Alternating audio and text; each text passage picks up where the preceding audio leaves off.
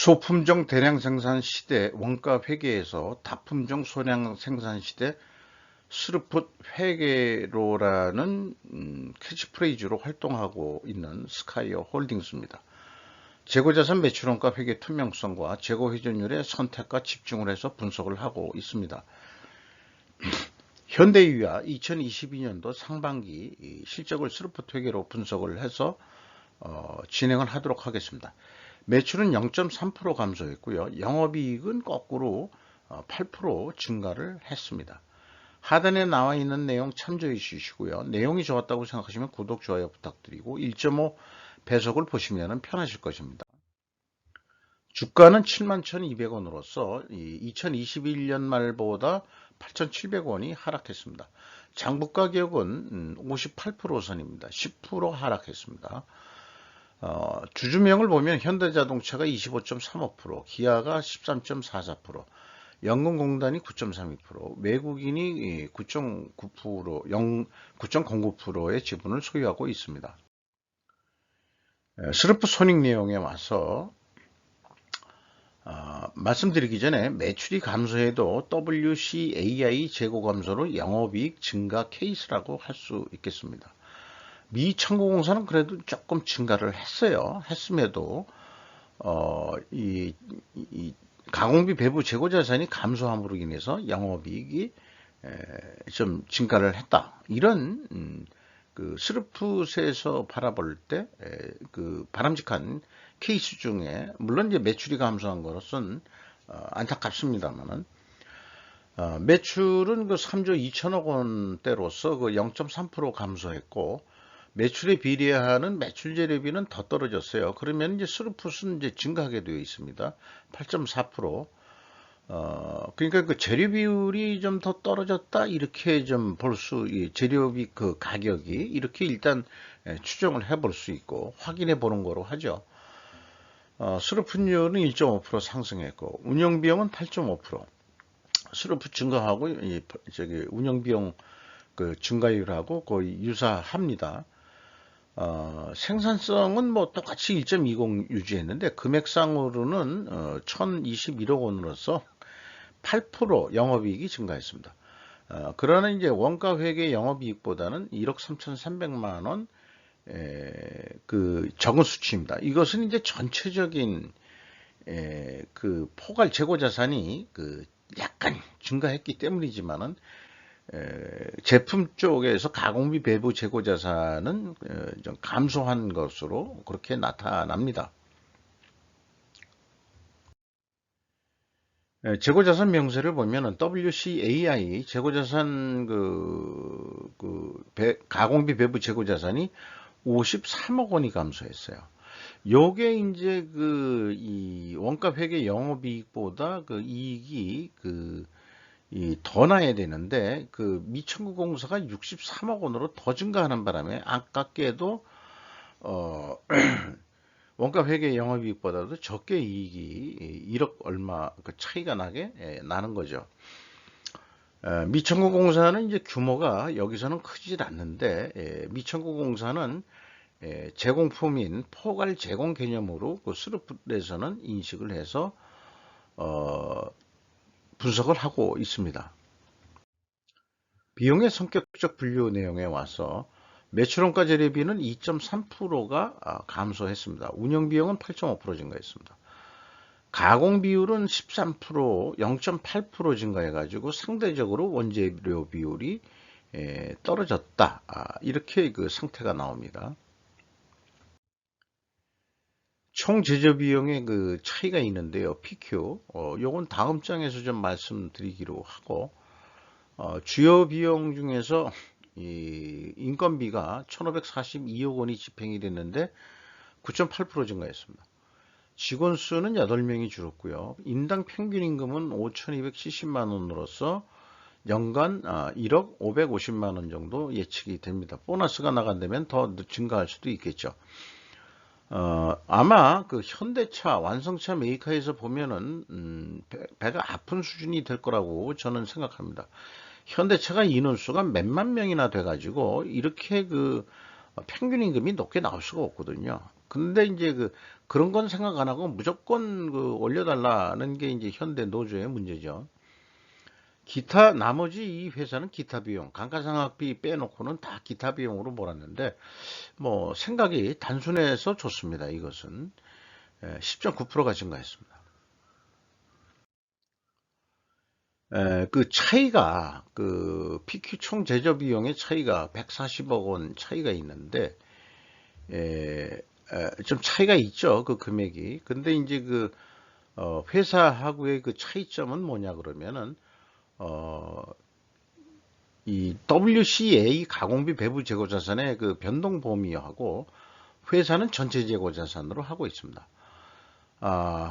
요게 좀 뭐 동일한 기준을 계속 가져가는 것은 뭐 가능한 겁니다만은 좀 바람직하지 않은 그런 기준이라고 볼 수 있겠어요.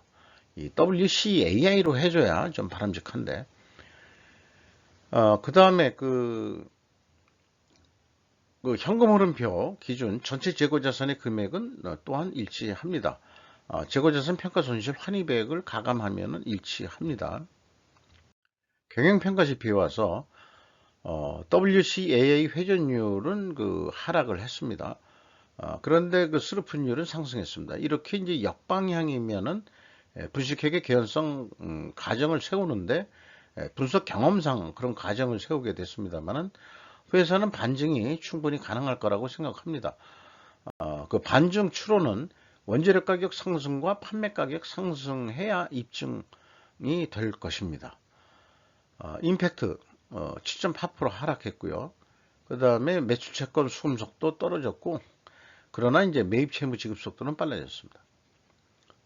자, 그러면은 상당히 원재료 가격도 디테일하게 나름대로 잘 친절하게 소개를 했습니다. 원재료가 뭐 내려간 것도 있고 증가한 것도 있고 또 크게 하락한 것도 있는데 이 카탈리스트란 게 이제 촉매제 같은 건데 이런 거는 이제 비중이 매입 비중이 뭐 그렇게 많지는 않을 거로 생각이 돼요.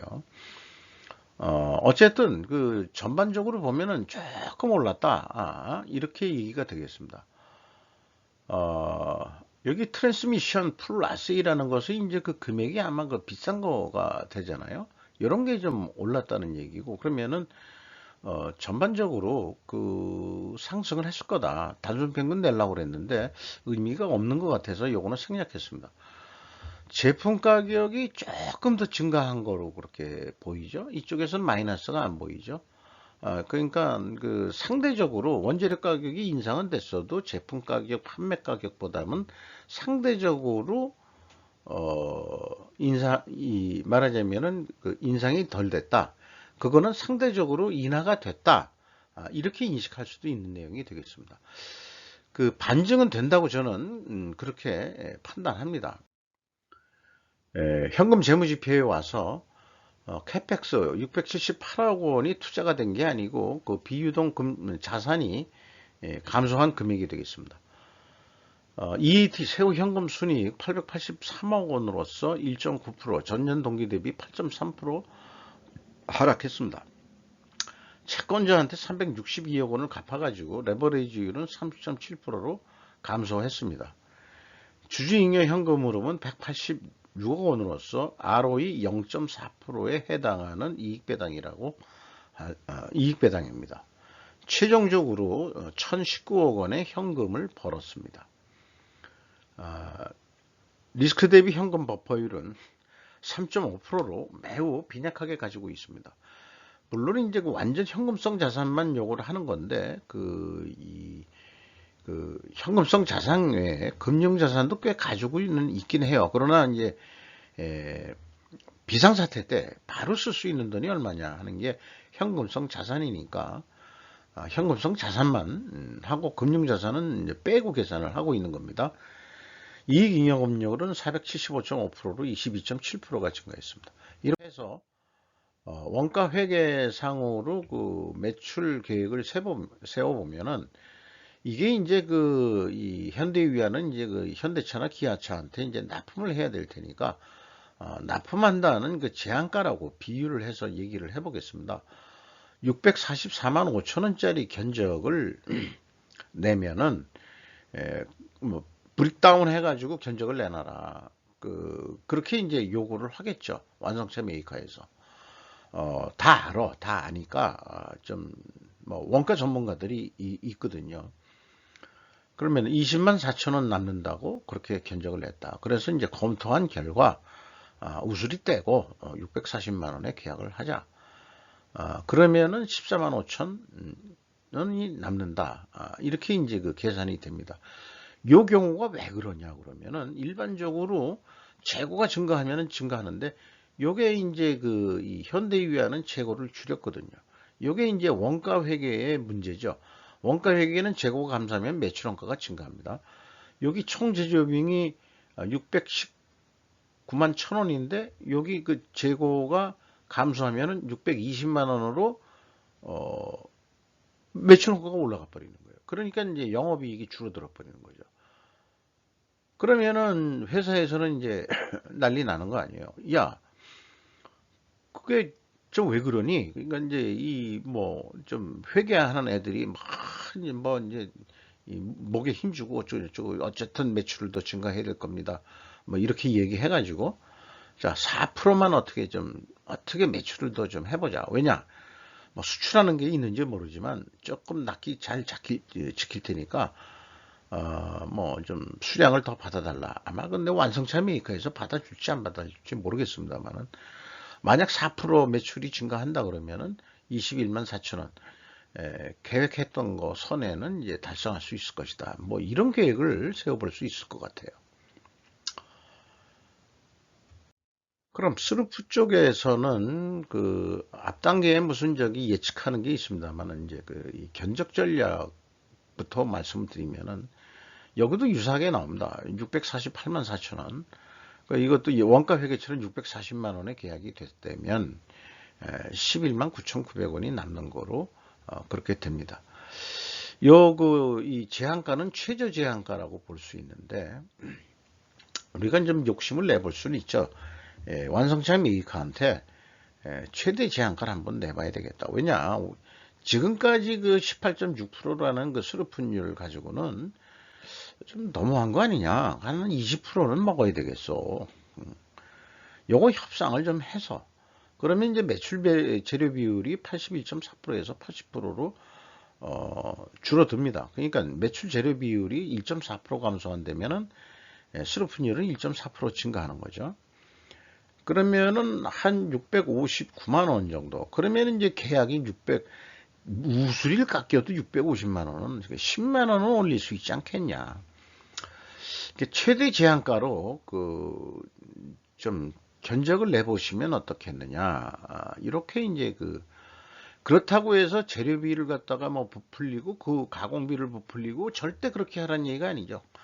우리는 있는 데이터 대로 이 원재료 가격이 오르는 거는 오르는 거 인정해 달라 이런 얘기예요.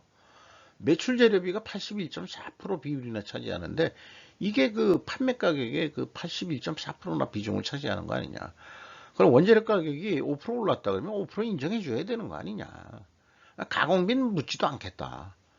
따지지도 않겠다. 그건 우리가 해결해야 될 문제니까 재료비 비율만큼 인상된 만큼 올려달라. 이렇게 얘기하는 전략이 스루프 전략이라고 저는 의심치 않습니다. 그러나 어쩔 수 없이 원가 회계로 현실은 돌아가니까 640만 원에 계약이 됐다. 그럼 어떡할 거냐? 이익을 더 내기 위해서. 판매 가격은 안 올려주겠다. 20% 올려달라고 그랬는데 안 올려주겠다. 그럼 그대로 가자. 그럼 어떻게 하면 돈을 벌겠냐? 재고 회전율을 3.9%만 증분시켜보자. 23회전 하자. 그러면은 690만 원에 판매한 효과가 난다. 그러면은 20만 원 돈의 영업이익이 난다.